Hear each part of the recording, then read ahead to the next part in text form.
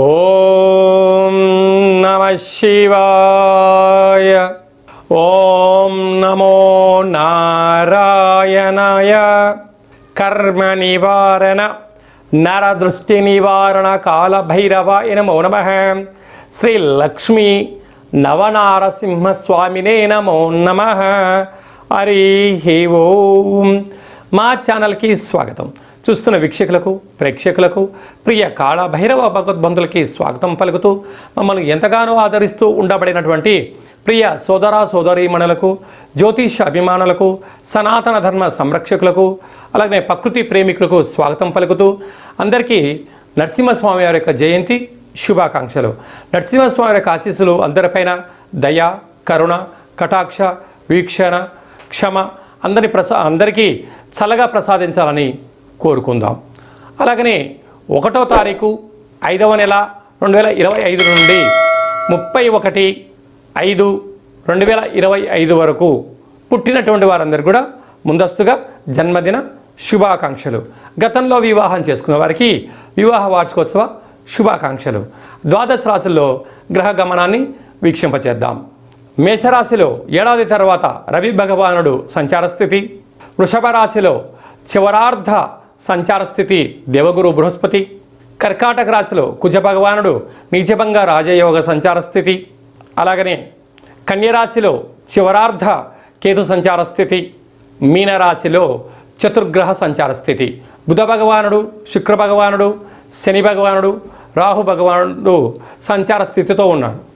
అలాగనే ఈ నెల 15వ తారీఖున శ్రీ సరస్వతి నది పుష్కర సందర్భ మహోత్సవ కార్యక్రమ సందర్భంగా దేవగురు బృహస్పతి 12 సంవత్సరం తర్వాత మిథున రాశిలోకి సంచార స్థితి, అలాగనే 18వ తారీఖున రాహు భగవానుడు మీనరాశిలో నుంచి కుంభరాశిలోకి సంచార స్థితి, కన్యరాశిలో ఉండబడినటువంటి కేతు భగవానుడు సింహరాశిలోకి సంచార స్థితితో ద్వాదశ రాశుల్లో గ్రహ గమనాలు ఈ విధంగా ఉన్నాయి.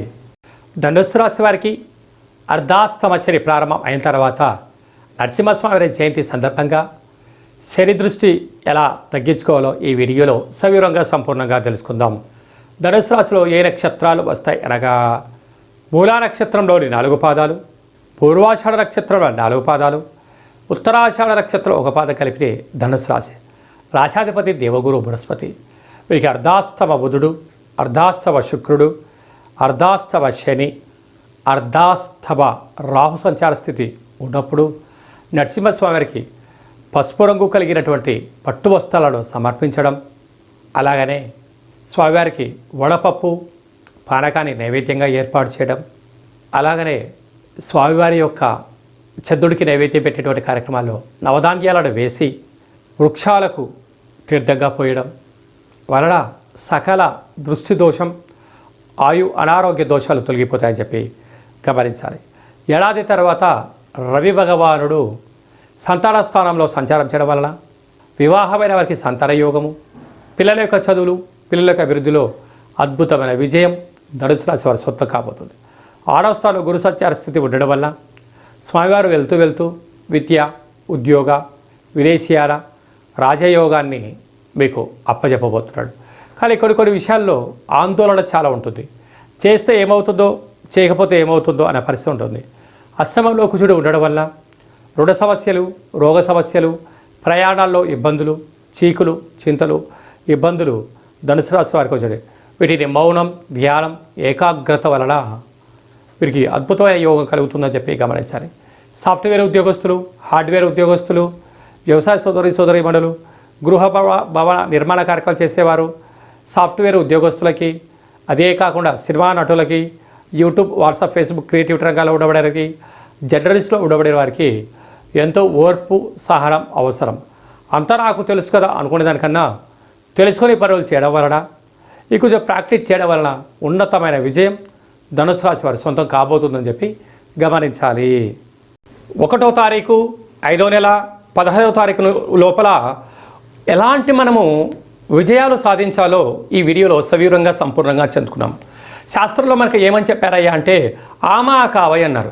వైశాఖ మాసం అనగానే పండగలు, పర్వదినాలు, యజ్ఞాలు, యాగాలు, గృహప్రవేశాలు, దేవతా కళ్యాణ మహోత్సవ కార్యక్రమాలు, దేవతల యొక్క జయంతిని చాలా మనం అద్భుతంగా చేసుకుంటూ ఉంటాం.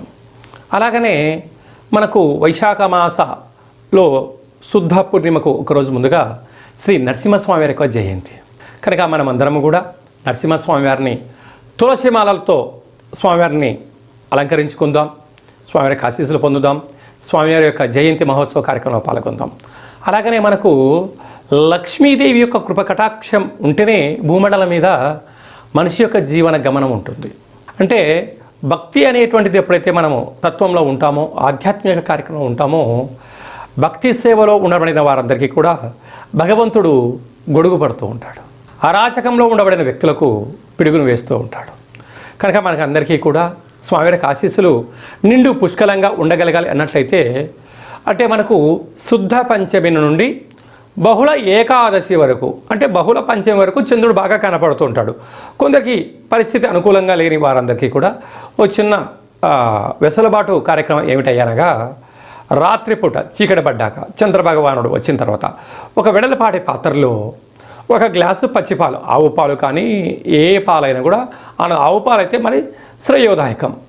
ఒక గ్లాసు పచ్చిపాలు, తెల్ల నువ్వులు, అటుకులు, నెయ్యి, చక్కెర, వీలైతే ముత్యము వేసి చంద్రభగవాను ఆ పాలల్లో దర్శించి ఒక 8 సార్లు కానీ ఒక 27 సార్లు కానీ ఓం శ్రీ మహాలక్ష్మీదేవ్యై నమః, ఓం శ్రీ నరసింహస్వామినే నమో నమః అనే మంత్రాన్ని స్మరించి మన మనసులో ఏదైతే కోరిక ఉందో కోరుకొని ఆ పాలను తీర్థంగా స్వీకరించగలిగితే, ఎందుకనగా దేవతలు, రాక్షసులు క్షీరసాగర మదనం చేసిన తర్వాత అందులో లక్ష్మీదేవి, చంద్రభగవానుడు, ఐరావతము, కల్పతరువు, అమృతం వచ్చిందని మనకు వేదాలు చెప్తూ ఉన్నాయి.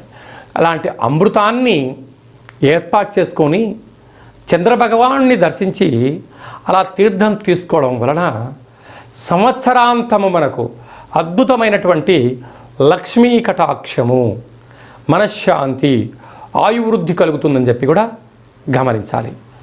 అదే కాకుండా ఇంకనూ మనము అద్భుతమైనటువంటి విజయం సాధించగలగాలి అన్నట్లయితే ఈ యొక్క పాత్ర కంచు పాత్ర అంటారు. కంచు మోగినట్టు కనకంబు మోగదు గధరా సుమతి అని చెప్తూ ఉంటారు. అలాగా ఇలా మనం శబ్దం చేయగానే ఓంకార శబ్దం రావడం ప్రారంభించడం.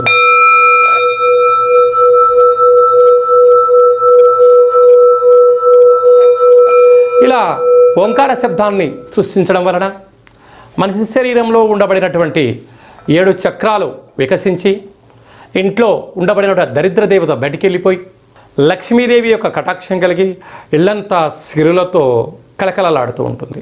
కనుక మనమందరము కూడా ఈ అక్షయ పాత్ర ఇంట్లో ఉంచుకుందాం. కావాలనుకున్న వారు కిందని మనం సంప్రదించినట్లయితే అక్షయ పాత్రతో పాటు ఒక కాలభైరవ హోమము, ఒక 20 రకాల వస్తువులతో, 16 రకాల కూరగాయలతో శాకాంబరి దిష్టి దిగించి మీకు పంపించడం జరుగుతుంది. కనుక స్వామివారి ఆశీస్సులు పొందుతాం. అద్భుతమైన అష్ట కష్టాలకు స్వస్తి పలుకుతాం.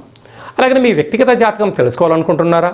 మీరు పుట్టినటువంటి తేదీ, నెల, సంవత్సరం, సమయం మీరు రాసి వాట్సాప్లో పంపించగలిగినట్లయితే 100 సంవత్సరాల జాతకాన్ని సవివరంగా సంపూర్ణంగా వ్రాసి పంపించి మీరు పుట్టినప్పుడు గ్రహ గమనాలు ఎలా ఉన్నాయి, ప్రస్తుతం ఎలా ఉంటున్నాయి, రాబోయే కాలం ఎలా ఉండబోతున్నాయో సవివరంగా సంపూర్ణంగా తెలియజేయడం జరుగుతుంది.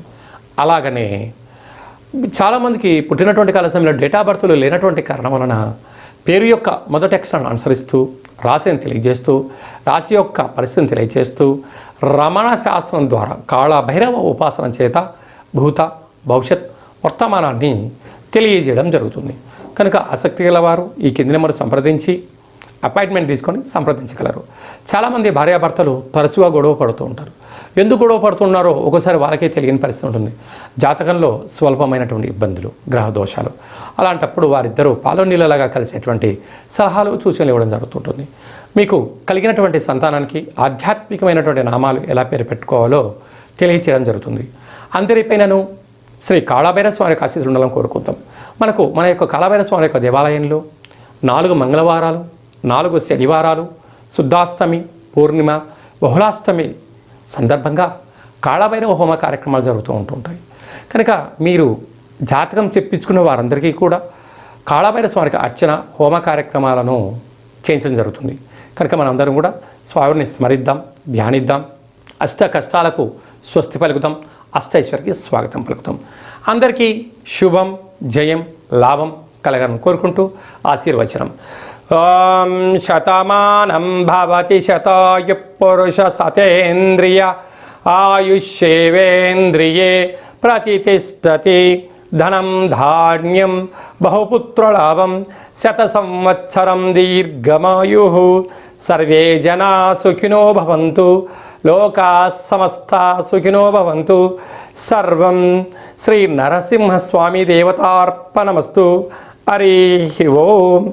ఈ వీడియో మీకు నచ్చినట్టయితే లైక్ చేయండి, షేర్ చేయండి, మా ఛానల్ని సబ్స్క్రైబ్ చేసుకోండి. ఆధ్యాత్మిక భక్తి సమాచారాన్ని భగవద్బంధువులకు, మిత్రులకు చేరవేయండి. శ్రీ నరసింహస్వామి ఆశీస్సులు పొందండి.